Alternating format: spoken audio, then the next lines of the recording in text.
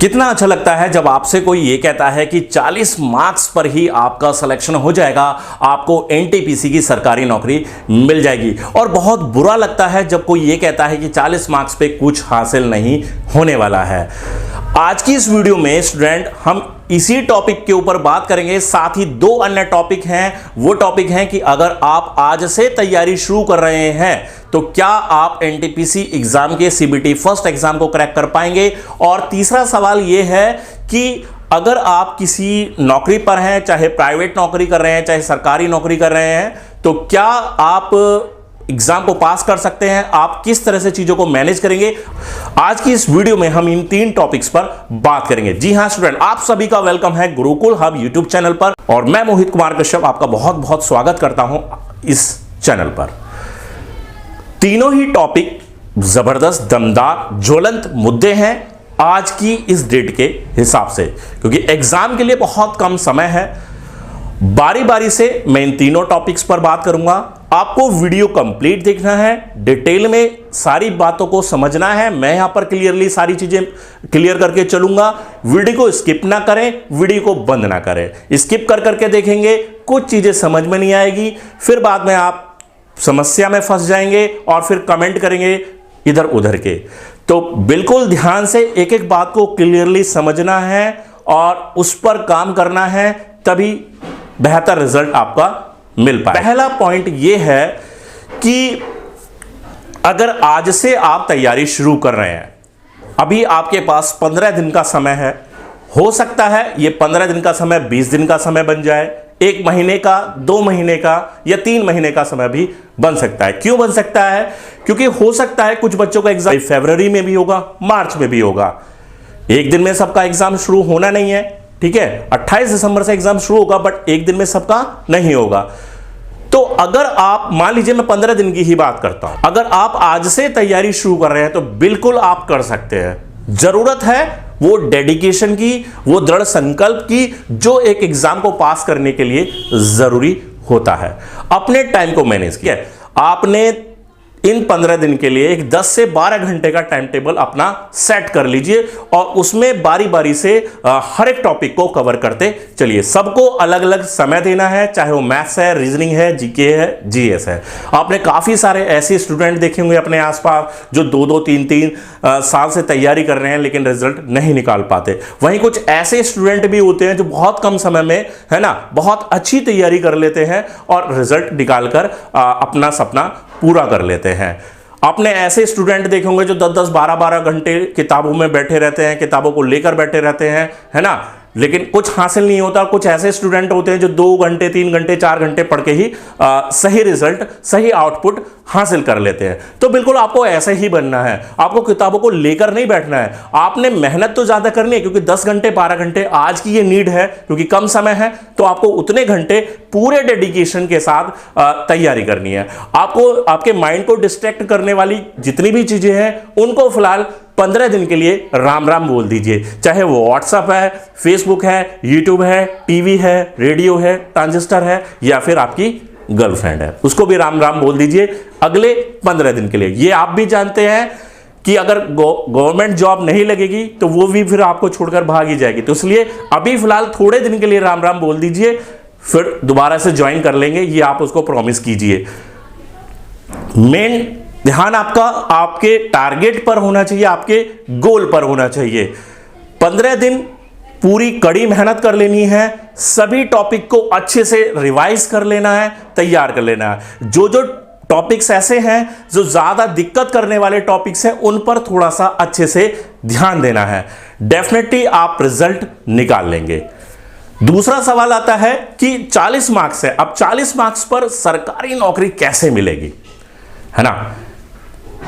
देखिए, आपने पिछले साल एएलपी का रिजल्ट देखा और ग्रुप डी का रिजल्ट देखा, तो वहां पर ऐसे भी कुछ बच्चे थे जिनका 50 मार्क्स, 52 मार्क्स या 55 मार्क्स पे भी सिलेक्शन हो गया। तो यहां पर काफी सारी चीजें डिपेंड करती हैं आपने किस जोन से अप्लाई किया है, क्योंकि जोन यहां पर हमारे कुछ जोन ऐसे हैं जो हाई कट ऑफ जोन है, यहां पर कुछ जोन ऐसे हैं जो लो कट ऑफ जोन है, ठीक है। अब डिपेंड यही करता है कि आपने किस जोन से अप्लाई किया है।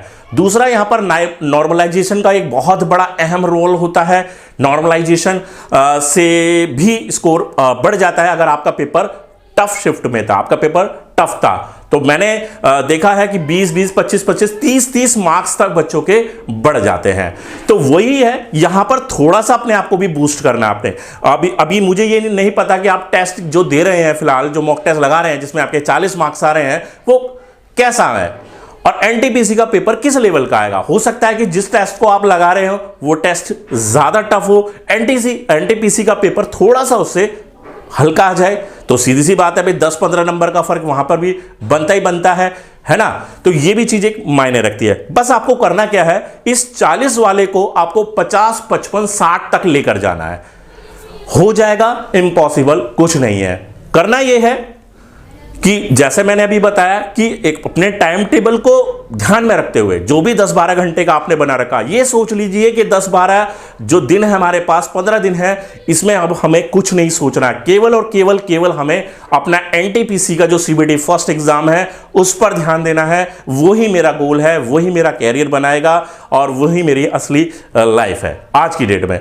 तो अपने तैयारी में जितनी भी कमियां हैं, चाहे वो मैथ्स से reasoning, GK, GS, current affair, उनको यहां पर खत्म करते चलिए। धीरे धीरे चीजों को इंप्रूव करते चलिए और कोशिश कीजिए कि जो 40 वाला स्कोर है 50, 55, 60 और आगे भी जा सकता है तो आगे तक भी इसको लेकर जाइए।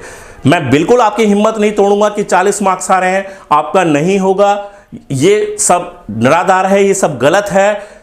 कौन बच्चा एग्जाम में जाकर कैसा परफॉर्म कर दे कुछ नहीं कहा जा सकता, है ना। जरूरत है कि कब हम चीजों को समझ लें और समय रहते अपने ऊपर ध्यान दे दें। अभी भी समय है और समझ गए तो डेफिनेटली आपका कैरियर बेहतर होगा। तीसरा सवाल हमारा था और यह भी बहुत इंपॉर्टेंट सवाल है कि काफी सारे बच्चे ऐसे हैं जो कि प्राइवेट जॉब में है, गवर्नमेंट जॉब में भी हैं, जैसे कि स्टेट लेवल में पुलिस की नौकरी कर रहे हैं, ठीक है। तो उनका भी मन है कि एनटीपीसी के जरिए रेलवे की नौकरी करें और करनी भी चाहिए, बिल्कुल आगे बढ़ने की कोशिश हमेशा करते रहना चाहिए। तो अब उनके साथ समस्या क्या है कि उनका मैक्सिमम टाइम जो है दिन के 10-12 घंटे जॉब में निकल जाते हैं। तो वो अब अपनी प्रिपरेशन को कैसे करें। तो देखिए यहाँ पर आपको जो टाइम निकालना है अपने इसी 24 घंटे में से ही निकालना है, अलग से आपको टाइम नहीं मिलेगा। इसी 24 घंटे में से अब आपको टाइम वो निकालना है जब आप अपने घर पर होते हैं, है ना। उसी टाइम में से आपको निकालने हैं अपने पढ़ाई के घंटे। अपने सोने के टाइम को थोड़ा कम कर दीजिए। शाम को आइए अपने ऑफिस से 7-8 बजे, जब तक भी आप फ्री हो जाएं और खाना वाना खा के अपना पढ़ने बैठ जाएं और 12-1 बजे तक अपनी पढ़ाई कीजिए। सुबह भी अर्ली मॉर्निंग उठ जाइए और थोड़ा तब पढ़ लीजिए। सोने की अवधि को अगर 4 घंटे भी कर देंगे, 4.5 घंटे भी कर देंगे तो काफ़ी है फिलहाल कुछ समय के लिए। अब अपने आने वाले 10 दिन, 15 दिन, 20 दिन की बात मैं बोल रहा हूँ, है ना।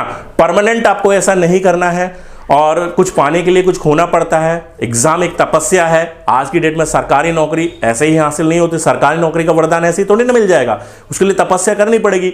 और 10, 15, 20 दिन अगर आपको अपने लिए, अपनी बेहतरी के लिए अगर थोड़ी सी मेहनत करनी पड़ रही है तो उसमें दिक्कत क्या है ना। जिंदगी भर रोने से बेहतर है अभी समझ जाएं हम और जो कमियां हैं उन पर काम कर ले। तो सभी स्टूडेंट से मेरा यही कहना है कि एक टाइम सेट कर लीजिए, अपना एक टाइम बना लीजिए, 10-12 घंटे, 15 घंटे, फिलहाल 15 दिन के लिए, है ना। उसके बाद तो जीत आपकी पक्की, डेफिनेटली। उसमें अपने हिसाब से math, reasoning, GK, GS, current affair सबको अलग अलग स्थान दीजिए। किसी भी टॉपिक को अवॉइड मत करना, किसी भी टॉपिक को अवॉइड मत करना। ये मत सोचना ये मुझे नहीं आता तो ये मैं नहीं करूंगा। अरे नहीं आता वही तो करना है, वही तो दिक्कत करेगा, वही तो दिक्कत करेगा जो नहीं आता। जब आपको ये पता है कि ये टॉपिक मेरी प्रॉब्लम है, ये मुझे दिक्कत करता है, तो उसी को तैयार कीजिए ना, अभी समय है, हो जाएगा। तो आई होप कि मेरी सारी बातें जो आज इस वीडियो में मैंने आपके सामने रखी हैं वो बिल्कुल क्लियरली समझ में आ गई होंगी। इनको इंप्लीमेंट में लाइए, इन पर काम कीजिए, रिजल्ट डेफिनेटली आपके हक में होगा। और मैं दावे से कहता हूं जिस बच्चे ने मेरे बताए नियम अनुसार अगर काम कर लिया तो डेफिनेटली वो मुझसे कहेगा सर मेरा आरआरबी एनटीपीसी पे सिलेक्शन हो गया है। वीडियो पसंद आ गई होगी, लाइक जरूर से कर देना, दोस्तों के साथ जरूर से शेयर करना, क्योंकि वो भी सेम एक जैसी समस्या में होंगे जैसी समस्या आपके साथ चल रही है। और मैं कभी भी हिम्मत तोड़ता नहीं हूं किसी भी स्टूडेंट की। हमेशा मेरी कोशिश ये रहती है कि मैं आपके सामने आऊं और मोटिवेट करूं। चाहे आपने पढ़ाई नहीं कर रखी है, फिर भी कोई ना कोई रास्ता है। आपके मार्क्स 40 आ रहे हैं, तब भी आपके पास मौका है। आप नौकरी करते हैं, टाइम नहीं मिलता, फिर भी आपके पास मौका है। एग्जाम होने के बाद कोई मौका नहीं है। जब एग्जाम हो जाएगा फिर कोई मौका नहीं। ये आप भी जानते हैं कि रेलवे का एग्जाम आसानी से नहीं आता।